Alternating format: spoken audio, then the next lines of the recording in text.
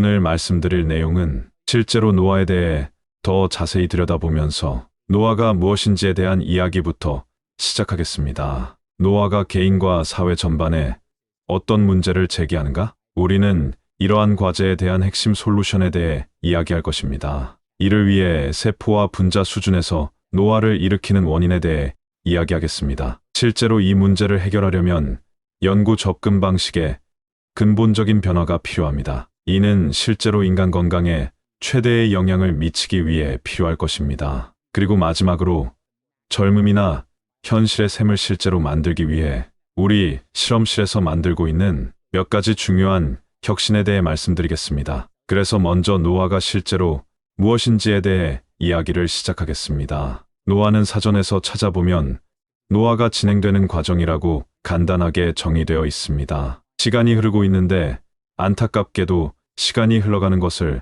어떻게 방지할 수 있는지 말씀드릴 수 없습니다. 물리학과 강의를 들어야 답을 얻을 수 있겠지만 우리는 생물학적 노화가 무엇인지에 대해 정말 이야기하고 싶습니다. 그래서 세계보건기구는 생물학적 노화를 시간이 지남에 따라 다양한 분자 및 세포 손상이 축적되어 발생하는 현상으로 정의합니다. 이로 인해 신체적, 정신적 능력이 점차 감소하고 질병의 위험이 증가하며 궁극적으로는 사망에 이르게 됩니다. 별로 좋지 않은 것 같죠? 이것이 실제로 주요 건강 문제의 핵심입니다. 28세가 되면 노화가 질병과 사망의 주요 위험 요소가 된다는 것입니다. 이것은 모든 종류의 질병입니다. 청력상실, 백내장, 허리 민목 통증, 관절염, 골다공증, 폐질환, 당뇨병, 우울증.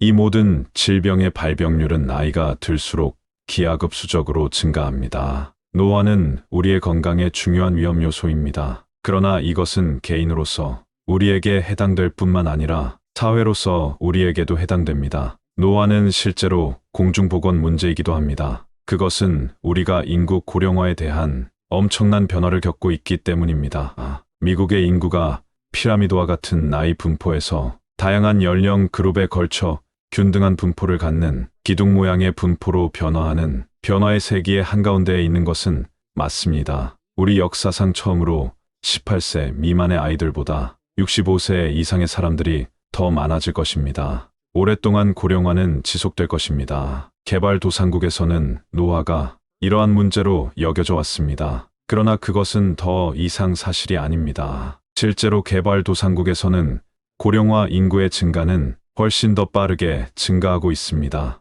2030년에는 전 세계 인구 6명 중 1명이 60세 이상이 될 것이며 2050년에는 60세 이상의 세계 인구가 2배인 20억 명이 넘을 것입니다. 80세 이상 인구는 3배에 증가하여 4억 명을 넘을 것입니다. 2050년에는 60세 이상 세계 인구의 거의 3분의 2가 저소득 및 중간소득 국가에 살게 될 것입니다. 이는 엄청난 건강관리 문제를 야기할 것입니다. 이제 의료 문제 외에도 노령화와 우리 인구 내에서 일어나는 변화는 우리 경제가 작동하는 방식을 근본적으로 변화시키고 있습니다. 그래서 이는 다시 개인과 사회 모두에 큰 영향을 미치고 있습니다. 그래서 55세 이상 인구의 경우 현재 우리 인구의 약 30%를 차지하지만 의료 지출의 56%를 차지하고 있습니다. 65세 이상이 되면 국가적 차원에서 평생 동안 지출하는 의료비의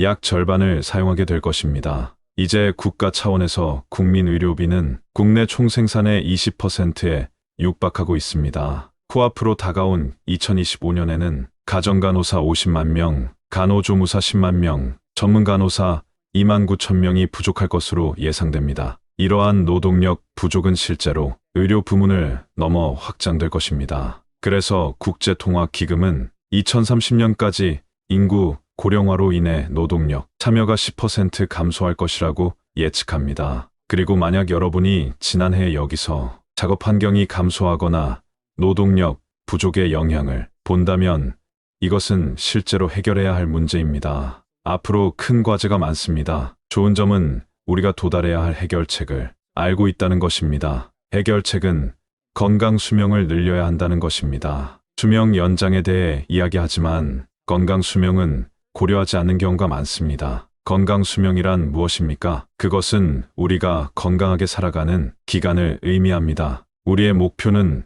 단순히 수명을 연장하는 것뿐만 아니라 건강하게 보내는 삶의 기간을 연장하고 실제로 질병을 안고 보내는 삶의 기간을 단축하는 것이어야 합니다.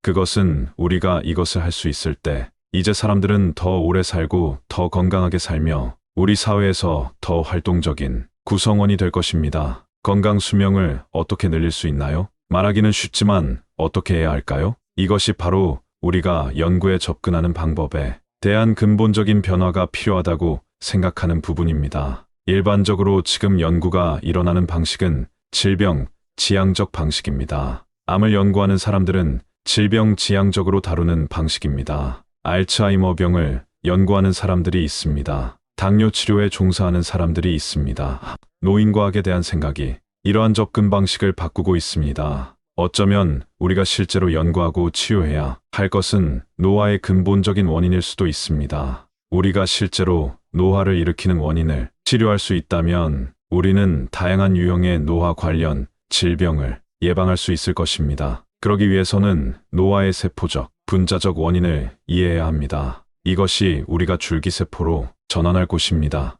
여러분 중 많은 사람들이 줄기세포에 대해 들어보셨을 거라 생각합니다. 하지만 줄기세포에는 다양한 종류가 있다는 사실이 밝혀졌습니다. 제가 오늘 말씀드릴 줄기세포는 아마도 여러분이 이전에 들어본 적이 없는 줄기세포일 수도 있습니다. 이를 성체 줄기세포라고 하며 때로는 체세포 줄기세포 또는 조직 줄기세포라고도 합니다. 이러한 줄기세포는 우리 모두에게 존재합니다. 그리고 그것들은 마법의 세포입니다. 그것들은 우리의 다양한 조직에 존재하며 우리의 다양한 조직들은 다양한 손상에 대한 정상적인 교체로 인해 우리의 조직이 매일 재생될 수 있도록 해주는 마법의 세포입니다. 지금 우리는 이러한 줄기세포를 가지고 있습니다. 제가 말했듯이 우리의 많은 조직에서 뇌세포를 대체하는데 도움이 되는 줄기세포가 우리 뇌에 있다고 말했습니다. 우리의 근육에는 근육을 보충하는 줄기세포가 있습니다. 우리의 장에는 장 상피의 내막을 대체하는 줄기세포가 있습니다. 우리 피부에는 줄기세포가 있습니다.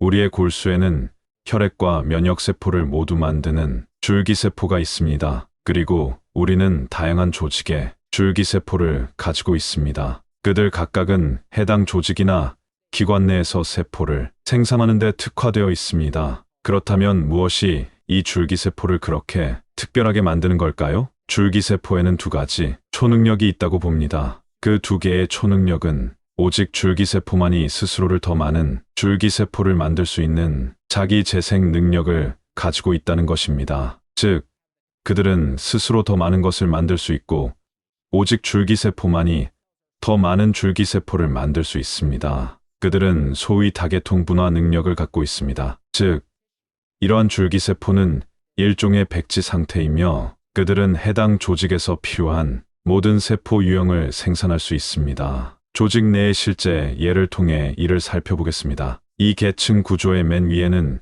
혈액을 형성하는 줄기세포인 조혈세포가 있습니다. 이 조혈줄기세포는 평생 동안 우리의 모든 혈액과 면역세포를 재생시킵니다. 이 세포는 극히 드물며 우리 골수 전체 세포의 약 0.007%를 차지합니다. 이 세포들은 100만 개당 70개의 세포입니다. 제가 말한 것처럼 이 세포들은 평생 동안 스스로 재생되고 분화되어 우리의 모든 혈액과 면역세포를 재생시킵니다. 여기에는 산소 혈소판을 운반하는 적혈구와 응고를 돕는 혈소판, 감염과 싸우는 B 및 T세포와 같은 다양한 유형의 면역세포 등이 포함됩니다. 감염과 싸우기 위해 서로 다른 종류의 면역세포들을 응고시키는 것을 돕는 그런 것들이 있습니다. 하지만 우리 조직에는 건강을 유지하는 놀라운 줄기세포가 있지만 안타깝게도 나이가 들면서 그 줄기세포의 기능이 잘못되기 시작하고 주로 이 줄기세포는 노화가 진행되는 동안 세 가지 다른 방식으로 오작동하게 됩니다. 줄기세포가 오작동할 수 있는 첫 번째 방법은 스스로 재생할 수 있는 능력을 상실하는 것입니다. 그런 일이 발생하면 우리는 줄기세포 풀을 잃게 되며 이제 조직과 장기가 기능할 수 있도록 모든 일을 하는 조직 내의 성숙한 세포 유형을 더 이상 대체할 수 없습니다. 노화가 진행되면서 줄기세포의 기능 장애가 퇴행성 질환으로 이어지는 셈입니다. 노화 중에 줄기세포가 잘못될 수 있는 두 번째 방법은 자가 재생 활동이 너무 많아지는 것입니다. 또는 다른 종류의 세포가 보통 사용하는 자가 재생 활동을 방해할 수 있다는 것입니다. 이렇게 되면 너무 많은 줄기세포를 생산하게 되고 이것이 암을 일으키는 원인이 됩니다. 노화에 따른 줄기세포의 세 번째 문제는 다선형 분화가 왜곡될 수 있다는 것입니다. 그래서 보통 A형과 B형을 생산하는 줄기세포는 A형을 생산하는 것을 멈추고 B형을 훨씬 더 많이 만들기 시작하며 이것은 실질적으로 조직의 기능장애로 이어집니다. 실제로 이것이 혈액 시스템에서 무엇을 의미하는지 살펴보도록 하겠습니다. 제가 말씀드린 조혈줄기세포는 우리의 모든 혈액세포와 면역세포를 구성합니다. 나이가 들면서 때로는 자가 재생활동이 사라지고 이로 인해 노인의 골수 부전과 같은 일이 발생할 수 있습니다. 때로는 자가 재생활동이 과도하게 활성화되어 백혈병이 발생할 수 있습니다. 이러한 줄기세포의 분화 잠재력도 노화 과정에서 왜곡됩니다. 그러나 줄기세포는 B세포나 T세포와 같은 림프구 세포라고 불리는 적응성 면역세포를 더 적게 생산하기 시작하며 이것이 부분적으로 노인들을 감염해 더 취약하게 만드는 부분입니다. 또한 적혈구와 혈소판 생산이 중단되어 빈혈이나 응고 장애가 발생할 수 있습니다. 대신 그들은 골수세포라고 불리는 것을 더 많이 만들고 있습니다. 이들은 염증세포입니다. 이는 노화가 진행되는 동안 여러 다른 조직에 걸쳐 광범위한 영향을 미칠 수 있는 만성 염증으로 이어질 수 있습니다. 그래서 우리는 노화 중에 줄기세포 기능장애가 발생하고 이것이 온갖 종류의 장애에 영향을 미친다는 것을 알고 있습니다. 이제 다음 질문은 무엇이 노화 중에 줄기세포 기능장애를 유발하는지에 대한 것입니다. 내 생각에 그 대답은 실제로 매우 직관적이고 여러분 모두가 알고 있을 것입니다. 스트레스가 노화를 일으킨다는 것입니다.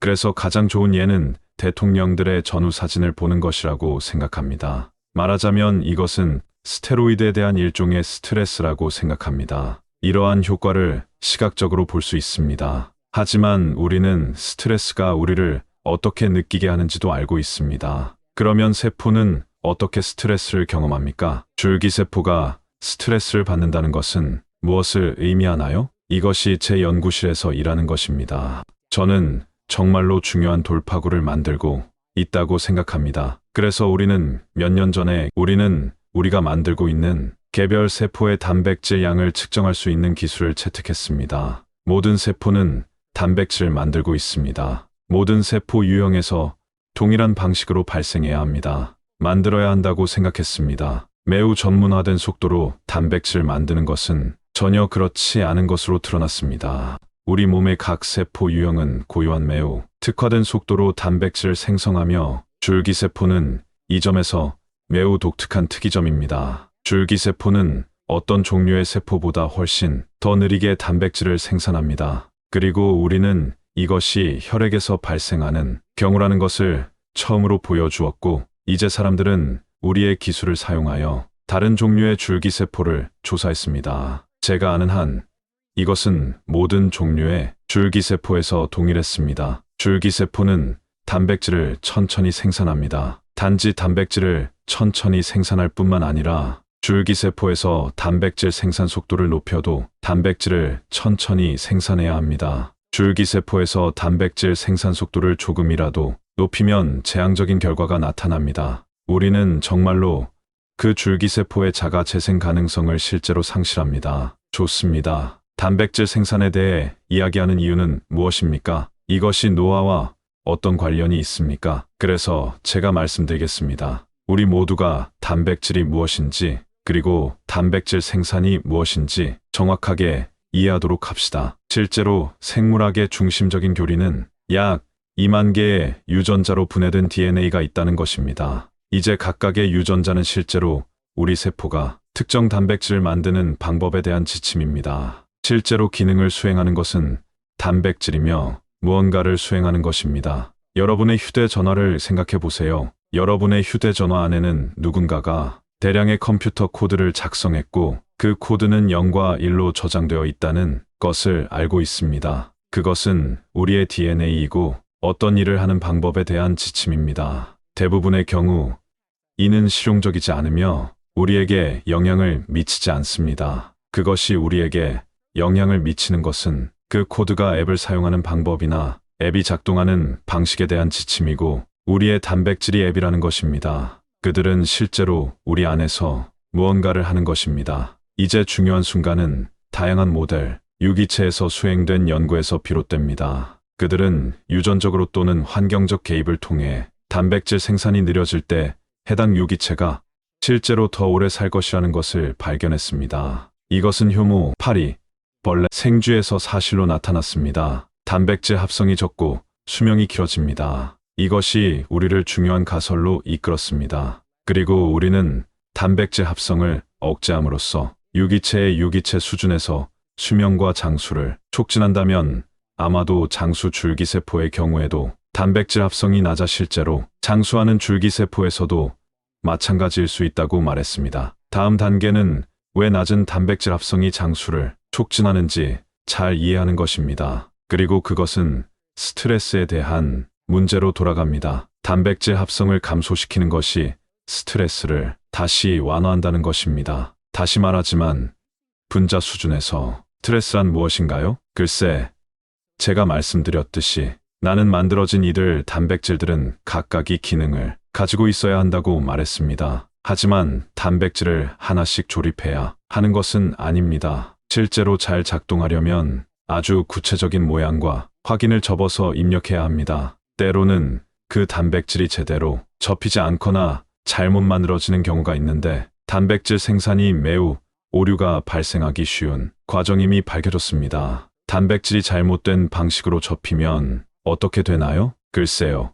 그것은 단백질이 제대로 작동하지 않을 뿐만 아니라 실제로 세포의 독성을 일으킬 수 있는데 이것이 바로 스트레스입니다. 다시 말하지만 건물을 짓는 것에 대해 비유하자면 저는 테이블 위에 레고 세트를 두고 모든 조작을 모아서 무언가를 만들 수 있습니다. 하지만 올바른 방법으로 만들지 않으면 상자 앞면에 나와 있는 것처럼 전혀 보이지 않을 것입니다. 그리고 이것은 빠르게 진행될 때 단백질 생산에서 일어나는 일입니다. 단백질이 빠르게 진행되면 실수도 하게 됩니다. 단백질이 잘못 접혀 스트레스를 유발합니다. 줄기세포에는 잘못 접혀 있거나 스트레스를 주는 단백질이 적습니까? 그래서 우리가 이를 살펴보는 방식은 여기에 표시된 웨스턴 블라시라는 기술을 사용한다는 것입니다. 이것이 익숙하지 않은 사람들에게 효과가 있는 방법입니다. 이것이 작동하는 방식은 기본적으로 세포를 채취하여 깨뜨려 열고 모든 단백질을 살펴보는 것입니다. 이것이 우리는 유비퀴틴이라 불리는 분자와 결합된 모든 단백질들을 살펴보고 있습니다. 유비퀴틴은 우리 세포에 잘못 접힌 모든 단백질을 연결합니다. 나는 당신을 쓰레기로 잘못 접었습니다. 라고 말합니다. 이것은 본질적으로 쓰레기 측정입니다. 이것을 줄기세포로 보면 다른 종류의 세포에 비해 줄기세포에는 쓰레기가 적은 것을 알 수 있습니다. 그리고 일련의 실험을 통해 줄기세포는 다른 종류의 세포보다 더 적은 스트레스를 받습니다. 우리는 계속해서 줄기세포가 단백질을 만드는 속도를 증가시킬 때 우리는 그 줄기세포의 쓰레기도 늘어난다는 사실을 보여주었습니다. 그런 다음 별도로 속도를 높이지 않더라도 쓰레기만 늘리면 줄기세포 기능이 손상된다는 것을 보여줄 수 있습니다. 줄기세포는 스트레스로 인해 발생하는 쓰레기가 쌓이는 것을 좋아하지 않습니다. 그래서 우리 몸의 대부분의 세포는 수명이 짧습니다. 그들은 단백질을 빠르게 합성하고 스트레스를 많이 받고 빠르게 살아가고 젊어서 죽습니다. 그러나 줄기세포는 장기적으로 사용됩니다. 그들은 쓰레기가 쌓이는 것을 원하지 않기 때문에 그들이 생산하는 모든 단백질이 가능한 한 깨끗한지 확인해야 합니다. 그래서 우리는 실제로 단백질의 잘못 접힘과 어떻게 신경퇴행성 장애로 인한 질병을 일으킬 수 있는지에 대해 많이 알고 있습니다. 왜냐하면 이 잘못 접힌 단백질들이 세포에 축적되면 실제로 일어나기 시작하는 것은 그들이 서로 뭉치는 일이 일어나기 시작합니다. 우리는 이것이 알츠하이머병, 파킨슨병과 같은 많은 다양한 종류의 신경퇴행성 질환의 특징이라는 것을 알고 있습니다. 왜냐하면 그것들이 실제로 사람들의 뇌에 대한 병리학을 연구할 때 그것들을 볼 수 있기 때문입니다. 뇌에서 플라크와 같은 구조를 본질적으로 형성하고 있는 단백질 덩어리를 실제로 볼 수 있습니다. 뇌에서 많은 세포가 줄기세포의 큰 기관에 축적되는 것을 쉽게 볼 수 있습니다. 하지만 줄기세포는 0.007%라는 것을 기억하세요. 줄기세포 내에 이러한 물질이 축적되는 것을 어떻게 볼 수 있습니까? 다행스럽게도 줄기세포에는 이런 일이 일어나고 있다는 것을 알려주는 경보 시스템이 있습니다. 이 경보 시스템에는 열충격인자 1 또는 줄여서 HSF1이라고 불리는 유전자가 포함되어 있습니다. 그래서 이 경보 시스템 유전자가 작동하는 방식은 일반적으로 세포질이라고 불리는 세포의 일부에 격리되어 있다는 것입니다. 이제 HSF1은 샤페론 단백질이라고 불리는 다른 단백질들과 결합합니다. 이러한 샤페론은 단백질이 적절하게 접히도록 도와줍니다. 이제 잘못 접힌 단백질들이 많이 생기기 시작하는 스트레스 상황에서 우리가 해야 할 일이 있다고 보호자들은 말합니다. 그들은 HSF1을 그대로 내버려 두고 그 잘못 접힌 단백질들을 모두 묶어서 HSF1이 세포를 통해 이동하여 핵이라고 불리는 곳으로 들어갈 수 있게 합니다. 핵에는 우리의 모든 유전 물질이 있으며 그 세포들의 정상적인 기능과 건강을 회복시키는데 도움이 되는 프로그램을 활성화합니다. 그래서 우리는 이 HSF1 단백질이 어디에 있는지, 즉 세포질에 있는 것인지 핵에 있는 것인지를 보고 이 세포들의 문제가 있는지를 알 수 있습니다. 그래서 우리가 젊은 성인들의 줄기세포를 보면 우리는 여기 이 파란색 영역에 서 있는 핵에 HSF1이 많이 존재하는 것을 볼 수 없습니다. 여기 파란색 부분이 염색되어 있습니다. 그러나 중년이 되면 줄기세포 내에 존재하는 모든 HSF1을 볼 수 있습니다. HSF1은 여기 녹색 형광점으로 표시됩니다. 노화된 줄기세포가 스트레스 경보를 울리고 있습니다. HSF1은 줄기세포에서 무엇을 하고 있나요? 글쎄, 우리는 그것을 연구했고 HSF1이 우리가 나이가 들수록 줄기세포를 건강하게 유지하는데 도움이 된다는 것을 발견했습니다. 불행하게도 그들은 최선을 다하고 있지만 항상 충분하지는 않습니다. 그리고 지금은 새로운 기술을 사용하고 있습니다. 우리는 실제로 노화된 뇌세포들과 같이 노화된 줄기세포들이 실제로 응집된 단백질을 축적하고 있다는 것을 알고 있습니다. 이러한 데이터들은 우리 연구실에서 언론의 주목을 받고 있습니다. 우리는 그것들을 이제 막 만들어냈습니다. 지금 우리는 오래된 줄기세포 내에서 응집된 단백질의 양이 약 20에서 30% 증가한 것을 보고 있는 곳에서 방금 생성한 데이터입니다. 줄기세포가 스트레스를 줄이는 것을 돕는 방법을 알아낸 것은 대단한 일입니다. 우리가 삶의 후기로 갈수록 스트레스를 줄이도록 돕는 것이 충분하지 않은 것 같지만 또 다른 단점이 있습니다. 이것은 적응적인 반응이 약간 양날의 검이라는 것입니다. 그래서 HSF1이 활성화되면 줄기세포가 스트레스에 대처하는 것을 도울 뿐만 아니라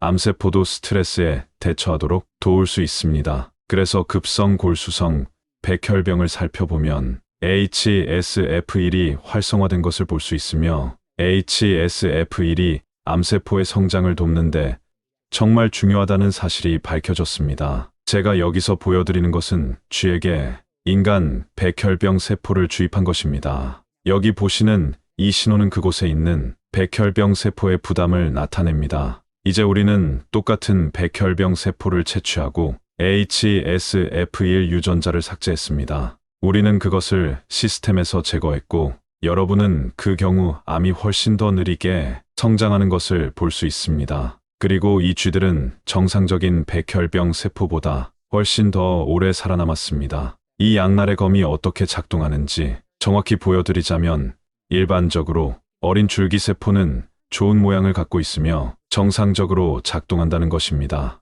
그들은 나이가 들수록 잘못 접히고 응집된 단백질을 축적하기 시작하면 줄기세포 자가 재생을 손상시키고 조직 기능 장애를 일으킬 수 있습니다. 하지만 우리는 이러한 스트레스에 반응하고 잘못 접힌 단백질 중 일부를 제거하고 정상적인 줄기세포 기능을 유지하는데 도움이 되는 경부 유전자를 활성화할 수 있습니다. 그러나 HSF1이 활성화되면 줄기세포가 약간 혼란스러워지고 암의 발병으로 이어질 수 있습니다. 여기에 대한 대답은 무엇입니까? 우리는 위기에 처해 있는 것처럼 느껴집니다. 우리는 우리의 줄기세포를 건강하게 유지하고 암의 위험을 감수하거나 아니면 적절한 조직 재생과 기능을 희생하면서 암의 위험을 피할 수 있습니다. 우리는 잘못 접힌 단백질의 생물 발생을 제한하여 줄기세포를 건강하게 유지하여 나중에 암을 예방할 수 있는 이러한 경로를 활성화할 필요조차 없도록 하는 것이 핵심이라고 생각합니다. 그래서 만약 우리가 이 오래된 줄기세포를 살펴보면 잘못 접힌 단백질을 얻는 것을 막을 수 있다면 HSF1을 활성화하지 않을 것이고 암에 걸리지도 않을 것이며 조직 기능도 정상이 될 것입니다. 쉬운 것 같은데 어떻게 하면 좋을까요? 우리는 이를 위해 다양한 접근 방식을 취하고 있으며 다양한 경로를 살펴보고 있습니다. 하지만 제가 가장 기대하고 있는 것에 대해 간단히 다시 말씀드리겠습니다. 우리의 전략은 단백질 합성 과정에서 오류가 덜 발생하도록 만드는 것입니다. 합리적인 것 같나요? 이것은 평생 동안 보존되는 과정입니다. 단백질 합성은 가장 필요한 과정 중 하나인데 어떻게 바꿀 수 있을까요? 여기에 좋은 소식이 있습니다. 이미 완료했습니다. 우리는 단백질 만드는 기계에 오류가 있는 방식을 변경할 수 있는 단일 염기쌍의 DNA에 가장 작은 돌연변이를 도입했으며 이 단일 돌연변이로 생산되는 단백질의 품질을 향상시킬 수 있습니다. 이 단일 돌연변이는 쥐의 삶에서 허용되며 우리는 이 작은 돌연변이만을 포함하는 생쥐를 만들었습니다. 그들은 단백질 만들 때 오류를 덜 일으키며 초기 연구에서 줄기세포가 더 느린 속도로 노화되는 것을 확인했습니다. 우리는 이러한 연구들을 계속해서 추구하게 되어 매우 기쁩니다. 단백질 오류와 단백질 잘못 접힘으로 인한 스트레스를 최소화하는 것이 줄기세포 기능에 영향을 미칠 뿐만 아니라 여러 조직과 전반적인 건강, 기관 및 수명에 어떻게 영향을 미칠 수 있는지 확인할 수 있게 되어 정말 기쁩니다. 게다가 우리는 실제로 약물을 검사하여 동일한 작업을 수행할 수 있는 시스템을 설계했으며 이를 출시하게 되어 정말 기쁩니다. 그래서 이제 우리가 인간의 건강 수명을 연장하기 위해 줄기세포를 어떻게 유지할 것인지에 대해 여러분에게 설명하면서 요약하겠습니다. 그래서 오늘 우리는 노화가 무엇이고 노화가 어떻게 진행되는지에 대해 질병과 사망의 주요 위험 요소인지에 대해 이야기했습니다. 우리는 노화가 어떻게 개인과 사회 전체의 엄청난 건강과 경제적 문제를 야기하는지에 대해 이야기했습니다. 그리고 우리의 목표는 다양한 유형의 노화 관련 질병을 예방하고 노화의 근본 원인을 치료하여 건강 수명을 연장하는 것입니다. 노화로 인해 줄기세포 기능이 저하되어 퇴행성 질환, 조직 기능 장애 및 암을 유발하기 때문에 줄기세포를 목표로 삼고 있습니다. 우리는 잘못 접힌 단백질의 축적과 스트레스를 예방함으로써 줄기세포를 건강하게 유지하고 이러한 질병을 예방하는 열쇠가 될 것이라고 믿습니다. 이 기회를 빌어 작업에 기여한 모든 분들께 감사의 말씀을 전하고 싶습니다. 제 연구실에서 학부생은 물론 이번 여름 고등학생부터 대학원생,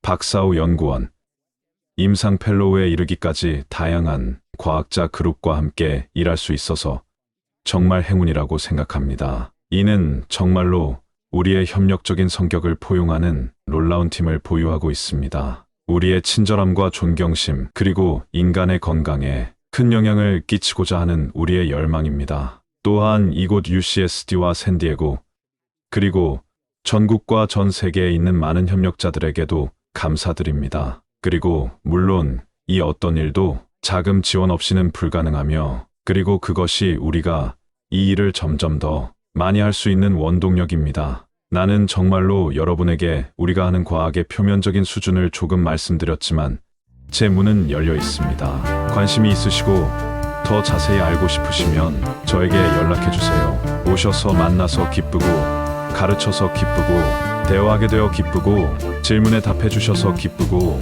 실험실을 견학할 수 있어서 기쁘고 그것이 바로 우리가 여기 있는 이유입니다. 관심을 가져주신 모든 분들께 감사드립니다.